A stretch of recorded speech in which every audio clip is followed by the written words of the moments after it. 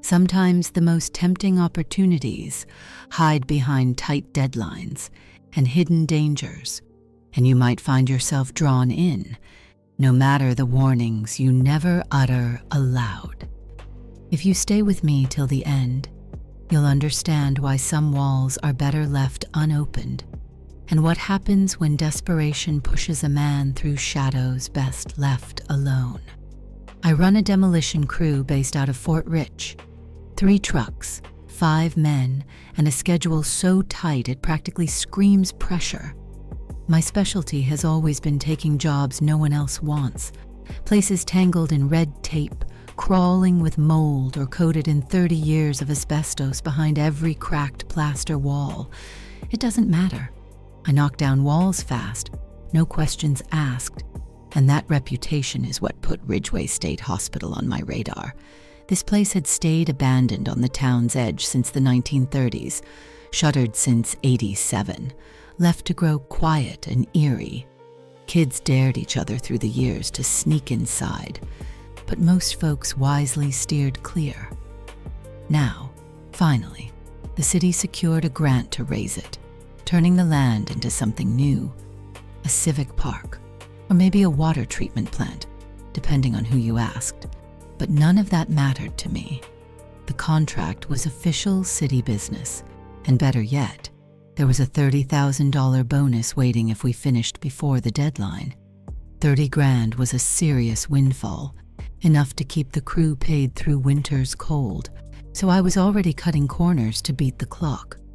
On the pre-demo walkthrough, blueprints rolled tight under one arm, flashlight in the other. I followed Harris, the city rep. He talked shop. Asbestos maps, load-bearing walls. The hospital was classic early 20th century stuff. Red brick, steel girders, slate floors. You could practically smell the ghost of electroshock therapy seeping from the walls. We made our way to the sub-basement through a narrow stairwell behind the boiler room when I spotted something strange. A wall where the blueprints showed a corridor. This wasn't part of the original build. Uneven bricks and sloppy mortar, a hand-sealed passageway to nowhere. Archive B, according to the plans. I pointed it out to Harris, tapping the page, but he barely registered it. Apparently, this area had been sealed back in the early 2000s. No records, no inspections, and the city was adamant, do not touch it. Why? I pressed. If the structure included this space, demolition should clear it. But he shook his head. This hallway was legally unacknowledged, absent from the active plans. Reopening it would trigger inspection delays, historical reviews, maybe zoning appeals, 4 to 6 weeks of freezing everything. Bonus gone up in smoke. We stood silent, staring at the bricked doorway. The mortar looked old yet brittle, slapdash work to seal something off. Mark it inaccessible and move on, Harris ordered, scribbling on his clipboard. The city covers its risks, so should you. I nodded along, but that wall burrowed into my mind. If my crew found it mid-gut, questions would start, calls would be made, and the schedule would collapse. I wasn't about to lose my payday to city politics or some forgotten corridor. I told myself I'd handle it after hours. The crew clocked out and night would be mine to pry open that wall and see what was inside. No reports, no delays, just me and my curiosity. The demolition kicked off from the top down. Roof sheeting, plaster, load-bearing elements stripped fast and dumped. The upper floors quickly cleared. My crew worked with their usual speed until the place seemed to fight back. Little things, misplacing tools, flickering power, despite steady generators, a ladder that moved itself while a guy stood on it, and I blamed nerves and caffeine for the cracks slipping into routine. Then the sound started. Footsteps in cleared halls, hollow echoes that didn't line up with movements, whispers through vents that could almost be voices calling names. Carl from East Wing claimed to hear his own name breathed through a dusty vent clogged with decades of droppings. It wasn't a person calling him, but something else. The turning point came with Manny, my best guy, ex-military and steel-nerved. One morning I found him standing idle in the sub-basement, staring at the bricked corridor, pale and glassy-eyed as though from a fever dream, muttering, "I'm done. Mail me my check." Without a word more, he left the site, warning only, "It doesn't want to go." I didn't pry. There was no time. Schedule slipping and manpower missing was a bad mix.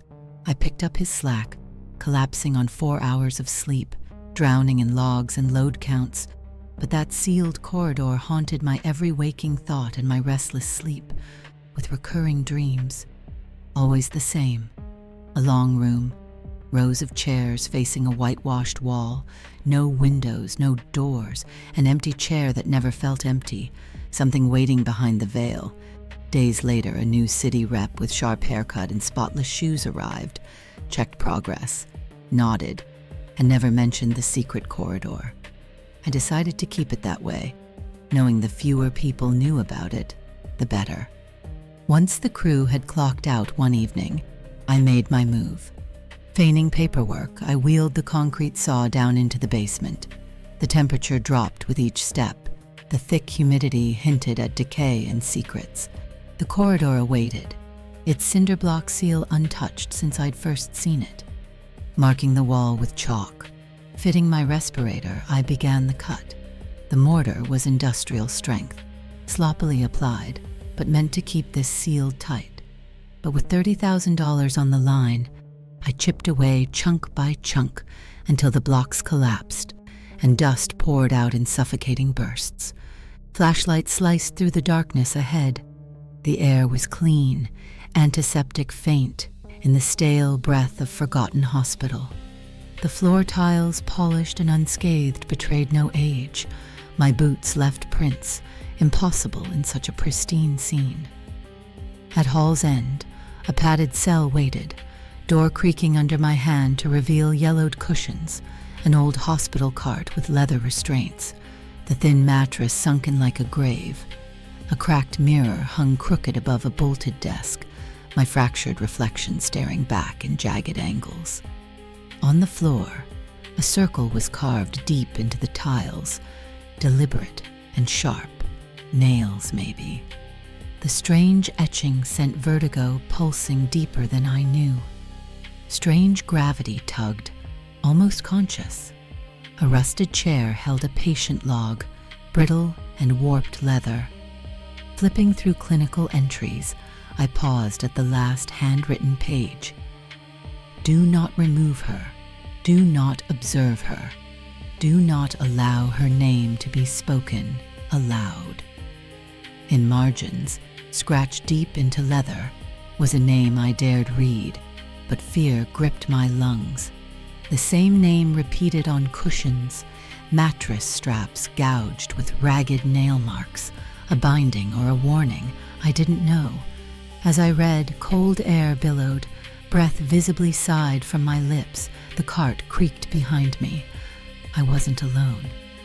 I fled blindly from the cell, not daring to look back, breathless, until I emerged into the corridor, then breathed freely, only after ascending stairs to lock the night behind me. Trembling hands gripped my truck's wheel on the drive home as I promised myself to stay away, find another way to finish the job. Before dawn, I returned, sealing the corridor once more with plywood tagged asbestos. Do not remove. Fabricating insurance reports to keep city officials happy. The crew believed me, ignorant to the true open wound sealed behind the wall. But chaos followed, a gas line crushed by excavator, a backhoe collapsing support beams, equipment failing, first and second degree burns to Nate the welder. Manny never came back. I masked the mounting tension with rational explanations, prayed the worst was over. But night security sensors told a story. An infrared motion detector caught something moving silently past floodlights, with no heat signature, no footprints, an impossible form slipping through the darkness. Chills chased me back home. The whispered name from the logbook returned through heating vents. Not human, not mine, but other. The fifth accident was the breaking point. Reggie dropped a steel bracket, shaken by unseen hands, wrists swollen, trembling. He swore it wasn't him. The crew quit that morning, leaving the project behind. But I couldn't. The bonus was all I had left. My payments overdue, my family far away. Failure wasn't an option. So I returned again that night, armed with gloves, floodlights, and a crowbar. Plywood peeled away quietly. The corridor's threshold crossed. Immediately the air thickened, cold and smelling of antiseptic and rotten fruit. Soft crying echoed faintly, breathy sobs blending into rhythmic spasms. A woman's voice, broken, unintelligible, lullaby without melody. I tracked the sound through half-open doors with empty beds and expired restraints until I frozen before the padded cell. The crying ceased abruptly. Doors clicked shut behind me with unspoken force. I stepped inside, the cracked mirror now spiderwebbed by a fresh fracture. The etched circle faded as if someone had labored to erase it. The room was empty in body, but full in presence. I could feel her, unseen and unsound, woven into the very air. Slowly backing out, the hallway itself seemed altered, longer, narrower, warped. Angles shifted like a building breathing and warping beyond perception. The cell door yawned wider, inviting, cart bare with restraints vanished. The circle nearly gone. Her breathing rose alongside mine, close enough to stir the stagnant air. Suddenly I understood. Her name wasn't a curse or curse breaker, but a shackle. To speak it was to grant permission. I whispered it at the circle's edge. Silence pulled back. Pressure thickened. The cart creaked. Restraints snapped. Mirror uncracked with a pop. My reflection was joined by a pale, hollow-eyed second face. Lips mouthed the name endlessly. Pulse racing, I staggered out, heart pounding in hollow rhythms. Something stayed behind me, present but unseen, like a shadow waiting for the next act. I awoke strapped to a stretcher, sunlight too bright, voices muffled, time fractured. EMT said I was lucky someone noticed me after 3 days. I felt only moments had passed. They found no way in. The wall collapsed in upon itself, trapping me with no warning. I carried only a shallow scrape, but the weight in my mind was heavier than any wound. Silent days passed blurred between watchful eyes, until discharged with a voicemail promising a project extension and new crew at their expense. I sank into dreamless sleep, empty and numb, until an update email lands in my inbox. Cleanup successful, no hazards, photos attached. I stared at the images of the corridor and cell, unchanging yet different. The cracked mirror, dried leather, missing name and faded circle. Crew members passed through unafraid. No accidents, no whispers, no shadows. The job finished on schedule. Bonus mine, waiting. I laughed, breathless. It couldn't have been real. Stress and exhaustion, that was all. They went inside. Nothing happened. They were safe, paid, and gone. But as night bled into my kitchen, candescent with dim light, I opened the photos again, zooming in on the cracked mirror. Nothing at first, but then I felt it, the pressure that twisted the air, the silence thicker than before. No movement, no companions, only waiting. The presence was back, not behind walls or inside rooms, but inside me. Maybe she wasn't left behind after all. Perhaps she came with me. If you found yourself pulled into this tale, unwilling to turn away, Now is the time to sink in deeper. Subscribing and ringing the bell here on this channel ensures you never miss the moments when darkness creeps through cracks and reveals what lurks beneath. Your support keeps stories alive, stories like this one, where curiosity meets consequence, and the cost isn't just a paycheck, it's a brush with something that can't be unseen.